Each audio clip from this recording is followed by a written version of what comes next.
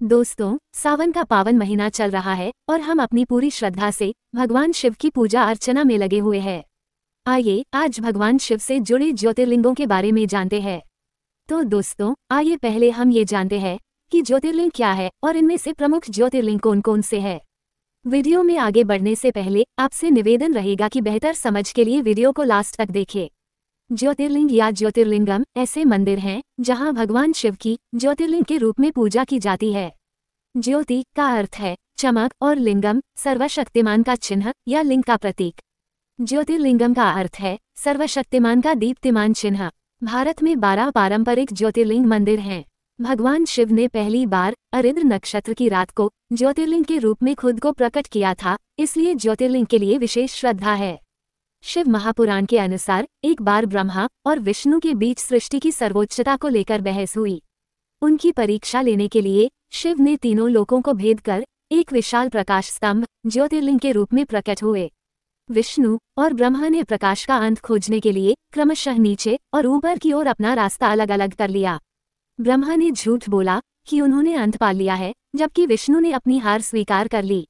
शिव प्रकाश के दूसरे स्तंभ के रूप में प्रकट हुए और उन्होंने ब्रह्मा को श्राप दिया कि उन्हें समारोह में कोई स्थान नहीं मिलेगा, जबकि विष्णु की पूजा अनंत काल तक की जाएगी।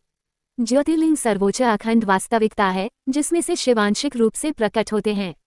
इस प्रकार ज्योतिर्लिंग मंदिर वे स्थान हैं जहां शिव प्रकाश के एक उग्र स्तंभ के रूप में प्रकट हुए। चलिए अब 12 ज्योतिर्लिंगों के बारे में जानते हैं। 12 ज्योतिर्लिंग में सबसे पहले हैं गुजरात में सोमनाथ, आंध्र प्रदेश के श्रीशैल में मल्लिकार्जुन, मध्य प्रदेश के उज्जैन में महाकालेश्वर, मध्य प्रदेश में ओंकारेश्वर, हिमालय में केदारनाथ, महाराष्ट्र में भीमाशंकर, उत्तर प्रदेश के वाराणसी में विश्वनाथ, महाराष्ट्र में त्रयंबकेश्वर, झारखंड के देवगढ़ में वैद्यनाथ ज्योतिर्लिंग, गुजरात के द्वारका में नागेश्वर, तमिलनाडु के रामेश्वरम में रामेश्वर और राजस्थान के सवाई माधोपुर जिले के शिवाड़ में घुश्मेश्वर। और 12वां ज्योतिर्लिंग महाराष्ट्र के औरंगाबाद जिले के एलोरा में घृष्णेश्वर है। दोस्तों, ये तो रहे 12 ज्योतिर्लिंगों के बारे में जानकारी, मगर अब हम इसके दूसरे पहलू पे आते हैं जो शायद आप सबको एक बार फिर सोचने पे मजबूर कर दे कि हमारे सनातन धर्म में कुछ भी बेवजह नहीं होती और साथ ही इससे साइंटिफिकली परफेक्ट चीजें और कहीं नहीं है। दोस्तों, अगर हम भारत सरकार के द्वारा बनाई गई न्यूक्लियर रिएक्टर के रेडिएशन वाले जगहों को छोड़कर भारत का रेडियो एक्टिव मैप उठाएंगे तो हैरान रह जाएंगे, क्योंकि उसके बाद सभी ज्योतिर्लिंगों के स्थानों पर सबसे ज्यादा रेडिएशन पाया जाता है। चौंकिएगा मत, मगर ये सच है। आइए प्राचीन काल के इस रोचक तथ्य से जुड़े कारकों को विस्तार से जानते हैं। शिव ज्योतिर्लिंग परमाणु रिएक्टर का आकार। भारत में ज्योतिर्लिंगों के बारे में बहुत सारी व्याख्याएं हैं। हालांकि सबसे अनोखी बात यह है कि अगर आप शिवलिंग का आकार देखें तो आप आसानी से देख सकते हैं कि यह आधुनिक समय के परमाणु रिएक्टर के समान है। शिवलिंग के निर्माण के पीछे एक गहरा और पारंपरिक विज्ञान है। आपको ये जानकर आश्चर्य होगा कि भाभा परमाणु रिएक्टर का डिजाइन भी शिवलिंग जैसा दिखता है। साथ ही शिवलिंग पर चढ़ाया जाने वाला पानी नदी और बहते पानी के साथ मिलकर एक उपाय का रूप धारण कर लेता है। पौराणिक दृष्टिकोण से प्राचीन काल में लोग मानते थे कि अगर महादेव या भगवान शिव कभी नाराज हो गए तो प्रलय हो सकता है। इसी तरह अगर परमाणु रिएक्टर फट जाता है तो विनाश अपरिहार्य है। पारंपरिक रूप से जमीन के नीचे खड़े जलमार्ग में निहित शिवलिंग न केवल धार्मिकता का पारंपरिक चित्रण है, बल्कि एक गहरे वैज्ञानिक सार का भी प्रतीक है। गंगा नदी भगवान शिव के सिर के ऊपर से भी बहती है, जिसे ऊर्जा प्रदान करने वाली नदी माना जाता है। शिवलिंग पर लगातार जल क्यों चढ़ाया जाता है? इसके कई कारण हैं। शिवलिंग के सिर पर अर्धचंद्र जल जैसे शीतल तत्व आदि का उपयोग ज्योतिर्लिंग को शांत और ठंडा रखने के लिए किया जाता है। ये ठीक वैसा ही है जैसे हम परमाणु रिएक्टर को ठंडा रखने के लिए पानी का उपयोग करते हैं। दिलचस्प बात यह है कि लिंग की पूजा करते समय शिव उपासक शिवलिंग की केवल 3/4 परिक्रमा करते हैं। वास्तव में वे अपशिष्ट जल चैनल को पार नहीं कर सकते हैं जहां शिवलिंग का पानी बहता है। ऐसा क्यों है? कुछ पुजारी कहते हैं कि शिवलिंग से आने वाला पानी पूरी तरह से अशुद्ध है और इसे छूना भक्तों के लिए अच्छा नहीं होगा। ये दर्शाता है कि शिवलिंग से निकलने वाला पानी मूल रूप से रेडियो एक्टिव वेस्ट है, इसलिए इसे छूना हानिकारक होगा। इसके अलावा क्योंकि शिवलिंग का पानी अत्यधिक एक्टिव होता है, इसलिए उनमें से किसी के माध्यम से जल निकासी नलियों को पार करने की भी अनुमति नहीं है।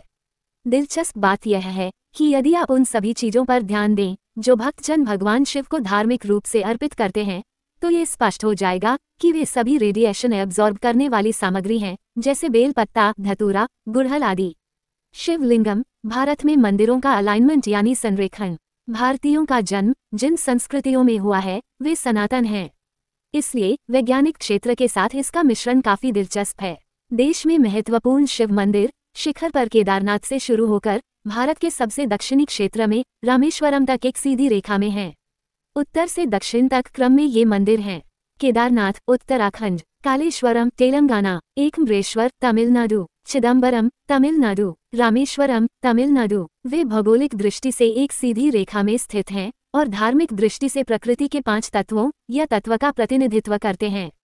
आमतौर पर इन तत्वों को पंचभूत के रूप में जाना जाता है, जिसका अर्थ है वायु, जल, अग्नि, पृथ्वी और अंतरिक्ष। इसलिए इन 5 तत्वों के आधार पर शिवलिंग स्थापित किए गए हैं। तिरुवनायकल मंदिर जल का प्रतिनिधित्व करता है। तिरुवन्नामलाई मंदिर में अग्नि, कालेश्वरम मंदिर में वायु, कांचीपुरम मंदिर में पृथ्वी, चिदम्बरम मंदिर में आकाश या अंतरिक्ष। मैं आपको एक और बड़ी इंटरेस्टिंग चीज बताता हूँ।